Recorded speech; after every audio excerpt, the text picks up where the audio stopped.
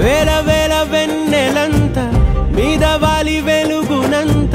మోయమంటే నేను ఎంత రే చిన్ని గుండె ఉన్నదెంత హాయి నింపి గాలినంత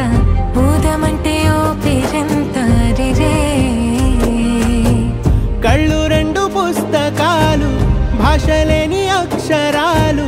చూపులోనే అర్థమయ్యే అన్ని మాటలు ముందు లేని ఆనవాలు